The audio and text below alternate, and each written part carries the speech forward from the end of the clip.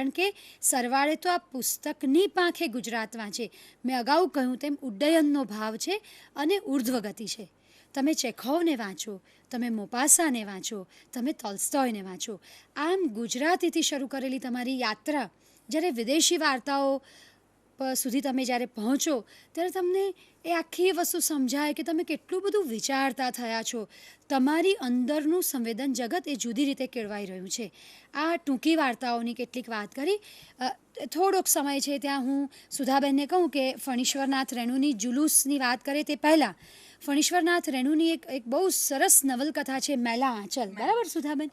અને મેં તમને જે હમણાં તુલનાત્મક અધ્યયનની કે તુલનાત્મક અભ્યાસની વાત કરી, તો તમે જ્યારે ફણીશ્વરનાથ હિન્દીના વિદ્યાર્થી હોય અને ફણીશ્વરનાથ રેણુની મેલા આંચલ વાંચે, તરત જ એ પન્નાલાલની માનવીની ભવાઈ વાંચે.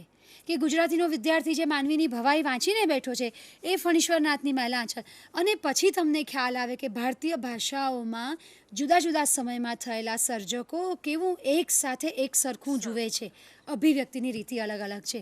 તો આ રીતે પણ એક વિકાસની યાત્રા આપણે ચોક્કસ સાધી શકીએ. એક થોડો સમય છે તો હું સુધાબેનને એમ કહીશ કે આપણે હિન્દી સાહિત્યની કૃતિઓની આજે વાત કરવા બેઠા છીએ ત્યારે તમે ચિત્રલેખા અથવા जुलूस તમને જે ઠીક લાગે તેની થોડીક વાત વિદ્યાર્થીઓ સામે મૂકો.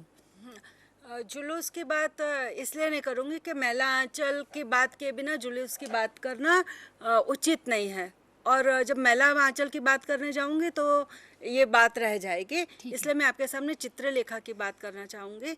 चित्रलेखा एक ऐसा उपन्यास है जिसमें एक ऐसी समस्या को उठाया गया है जो अनादिकाल से चली आ रही है, और उस समस्या को मैं आपके सामने लेखक के शब्दों में रखना चाहती हूँ, और क्योंकि उन्होंने बहुत अच्छे से इसे प्रस्तुत किया है. श्वेतांग ने पूछा, और पाप पाप क्या है?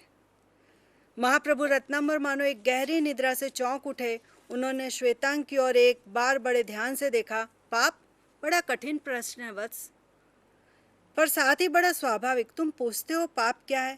इसके बाद रत्नांबर ने कुछ देर तक कोलाहल से भरे पाटलिपुत्र की ओर, जिसके गगन चुंबन करने का दम भरने वाले ऊंचे ऊंचे प्रासाद अरुणिमा के धुंधले प्रकाश में अब भी दिखाई दे रहे थे, देखा. हाँ, पाप की परिभाषा करने की मैंने भी कई बार चेष्टा की, पर सदा असफल रहा हूँ. देखिए, पाप और पुण्य की परिभाषा देना बहुत मुश्किल काम है. मुश्किल ही नहीं, नामुमकिन है ऐसा कहें तो चले, क्योंकि एक के लिए जो पाप है वो दूसरे के लिए पुण्य है, और दूसरे के लिए जो पुण्य है वही उसके लिए पाप है.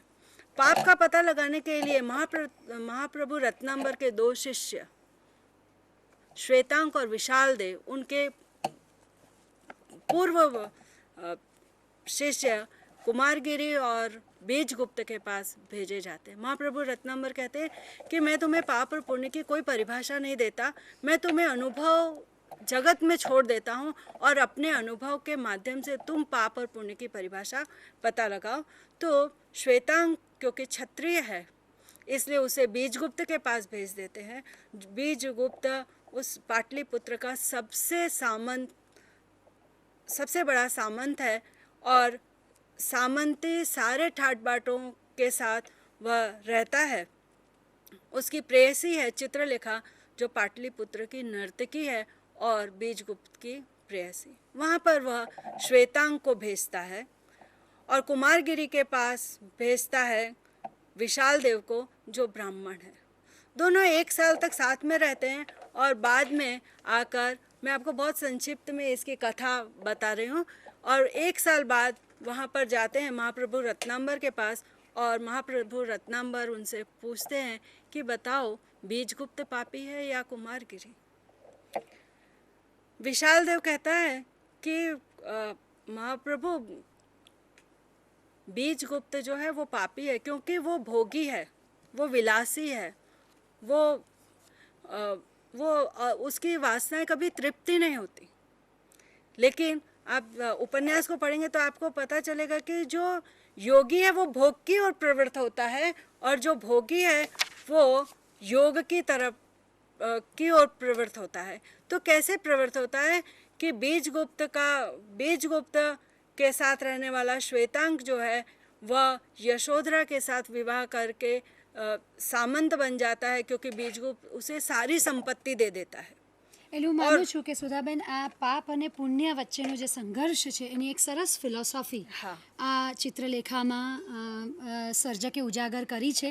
મિત્રો, સુધાબેને સરસ કૃતિનો ઉલ્લેખ તમારી સામે કર્યો છે અને અહીંયા આ વાતને અમે આ રીતે પૂરી કરીએ છીએ ને સુધાબેન કે અમે તમારે પક્ષે જે વિદ્યાર્થીઓને કામ કરવું છે અને એ પક્ષે એક નવો મુદ્દો, હું ભૂલ ન કરતી હોઉં તો સુધાબેન કદાચ ચિત્રલેખા પરથી ફિલ્મ બની છે, સુંદર હિન્દી ફિલ્મ બની છે. મિત્રો, અભ્યાસનો એક મજાનો મુદ્દો એ પણ છે કે તમારી માતૃભાષા અથવા ભારતીય ભાષાની કૃતિઓ પરથી સિનેમા બની છે. સાહિત્ય અને સિનેમા એ પણ આજના સમયમાં એક સરસ સંશોધનનો મુદ્દો છે. તમે સાહિત્ય કૃતિને વાંચો, એના પરથી બનેલી સિનેમાને જુઓ અને પછી બંને કળામાં તમારી દ્રષ્ટિને વિકસાવો. એટલે વળી પાછા ખૂબ ઉર્ધ્વગતિના ઉડ્ડયનની તમને શુભેચ્છાઓ આપીએ છીએ અને આવી સરસ મજાની સાહિત્ય કૃતિઓ વાંચો. એના પરથી જો સિનેમા બની હોય તો જોઈને તમે તમારા વૈચારિક દાયરાની બહાર જઈને વિચારવાનું શરૂ કરો, એવું હું અને સુધાબેન અહીંથી તમને શુભેચ્છા આપીએ છીએ. નમસ્કાર.